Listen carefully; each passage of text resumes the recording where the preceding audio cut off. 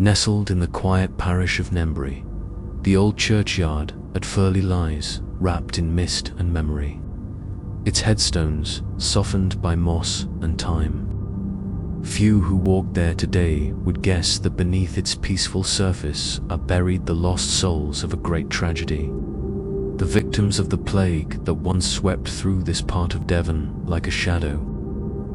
Long ago, when the pestilence came, it spared no household and respected no station.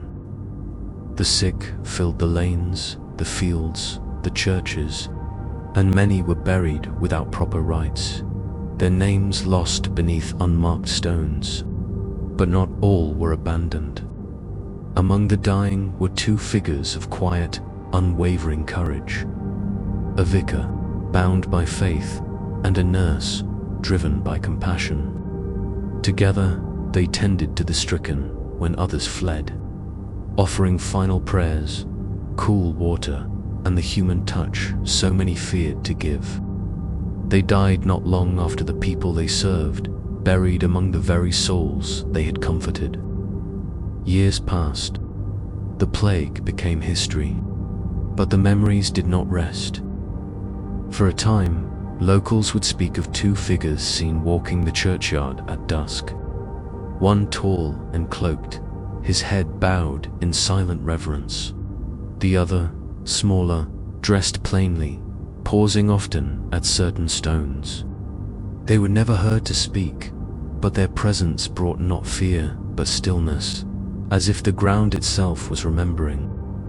It was said that these were the spirits of the vicar and the nurse, returned not in torment, but in quiet devotion, guarding the dead they had once so selflessly served. They came often in those early years after the plague, when sorrow still clung to the village. But as time healed the living and the names of the dead were remembered again, the pair stopped appearing. Now they are thought to have finally gone to rest, their vigil complete.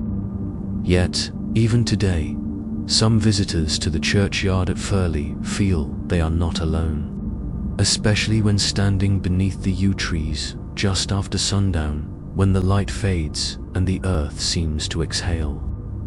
Perhaps it is only the wind, or perhaps, for a fleeting moment, the spirits of the vicar and the nurse still linger, content to know that what they did was not forgotten.